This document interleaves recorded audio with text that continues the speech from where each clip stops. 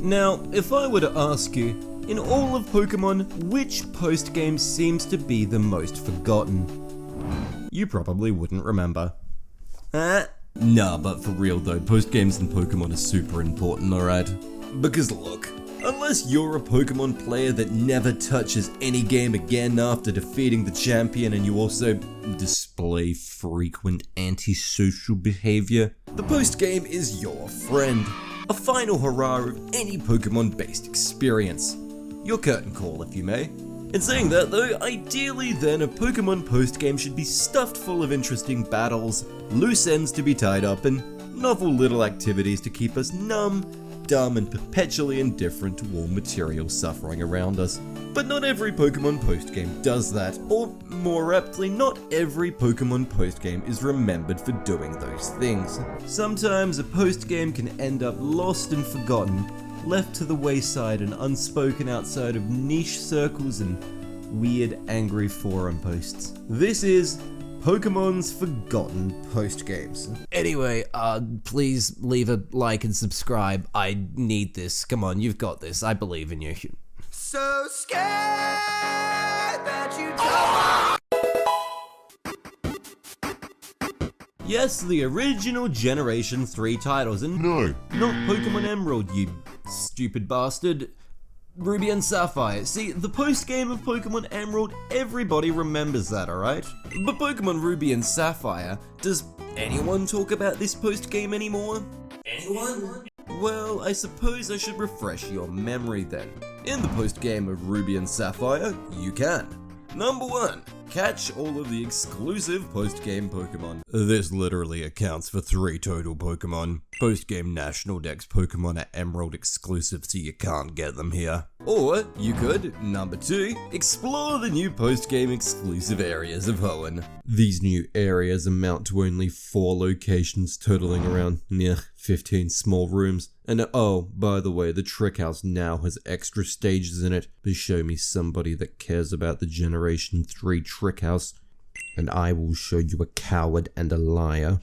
And finally, number 3, you can challenge the Battle Tower, which, may I remind you, this ain't Pokemon Emerald. The Battle Tower here has no frontier brains, no gimmicks, no special modes, yet just raw dogging battles. That is all. And really, I'm not even exaggerating that. When it comes to having things to do, Pokemon Ruby and Sapphire leave you with crumbs, dude. Worse even yet, considering pretty much every other major Generation 3 feature, be it contests, secret bases, gathering produce, these don't change once you hit the post-game. There's no post-game master rank for contests or berry that allows you to escape the cycle of suffering and desire. There's just nothing, man. But labeling Pokemon Ruby and Sapphire's post-game forgettable just because they're small would honestly be viewing them in a vacuum. They're forgotten, not because they're just small, but because they're small, and Pokemon Emerald's post-game is like the coolest thing of like all time, dude. Like, come on, man. Yep, there is literally no good reason to play Pokemon Ruby and Sapphire's post-game, if you also have the option to play Emeralds. It is just textbook Cooler Daniel. See, every single feature I've just listed in Ruby and Sapphire's post-game, they're available in Emerald, but literally better. The Battle Tower is still here, but now it's part of the Battle Frontier. You can still catch the same Pokemon, but now there's extra ones in the Safari Zone and the Fossil Maniac's house. Scott, he's a Dilf. We love Scott around here, don't we? Unfortunately, there's really nothing so unique in Ruby and Sapphire's post-game that you can't also do in Pokemon Emerald. The reason we don't hear about Pokemon Ruby and Sapphire's post-game anymore is because really, compared to Pokemon Emerald, what's the point? Just gets bullied. Honestly feels bad, dude.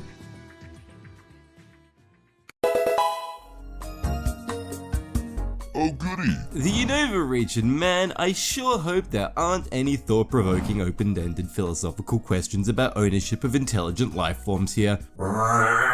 Yes, 2010's Pokemon Black and White. Games known for their polish, quality, detail, and banging soundtrack.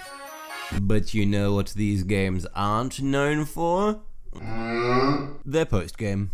Europe, Pokemon Black and White's post-game. When was the last time you heard anyone talking about this one, eh? Strange, since there's plenty to do here after all. In Black and White, post Getsus battle, there are 3 towns to explore, multiple routes, 2 battle facilities, you can catch an icy fella, a fiery fella, you can snitch on criminals to law enforcement. It's really got it all here. But you know, despite having all those things, we just don't hear about it that much. Why is that? Cause it is Sequel time, baby. yeah, fucking sequels, man. Yes, Pokemon's only direct mainline sequels, Pokemon Black and White 2. That's why. Set 2 years after the events of the originals, Pokemon Black and White 2 are the single biggest reason playing the post-game of Black and White feels more like a distant fever dream than something you actually, did. But it's not for the reason that you might think though. Because look, don't get me wrong. Like Ruby and Sapphire, Pokemon Black and White 2 do have an objectively larger post-game than Black and White. But unlike Ruby and Sapphire, the difference here isn't that it gets overshadowed for not being different enough. In fact, compared to Black and White 2, you're actually doing a lot of different things here. What I actually think this boils down to is less about content, but more about context.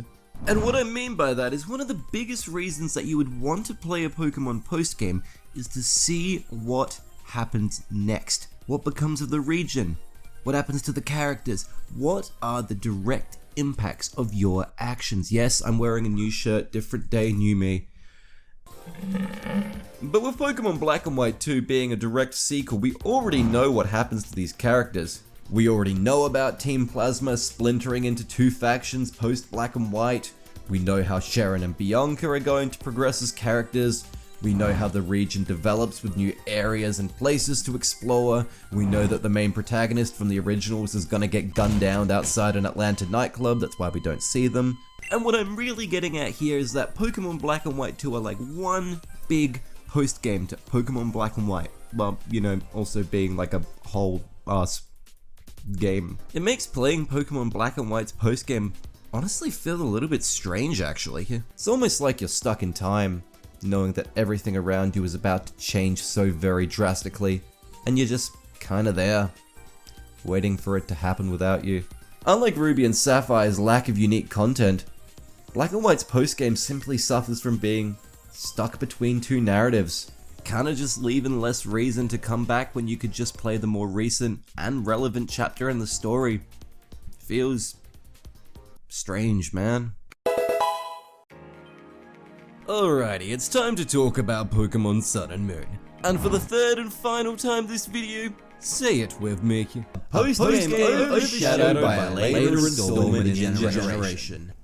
Dude, how are they supposed to know what to say there? Shut up. The original Alola region. Dude, I am so tired.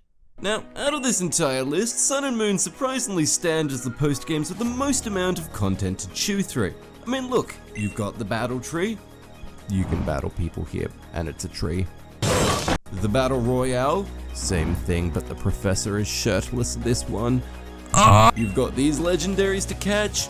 You can finish collecting 100 green Zygarde fetuses and then form the Big man on campus. Mega Evolutions are available to use post-game, provided you can best the almighty Spoon Man. Fuck you, Spoon Man.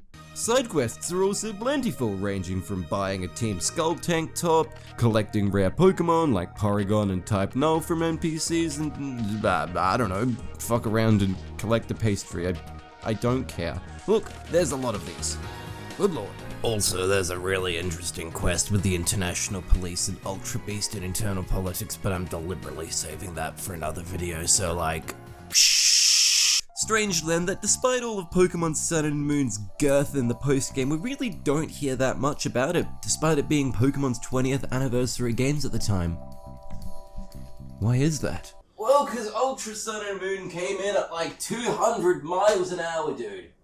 I mean, maybe not, but it was like really fast, okay? Now remember, Pokemon Ultra Sun and Moon infamously released only about 12 months after the originals, acting not quite as sequels, but as alternate timelines. Same region, different story, Ultra Necrozma, the whole 9 yards. Now, while I'm sure there's been plenty of debate over how necessary these games actually were, what can't really be denied is that there's actually a fair bit more to do post-game in Ultra Sun and Moon. Team Rainbow Rocket was a nostalgia-filled boss gauntlet, there was a million legendaries to catch, Ultra Space was...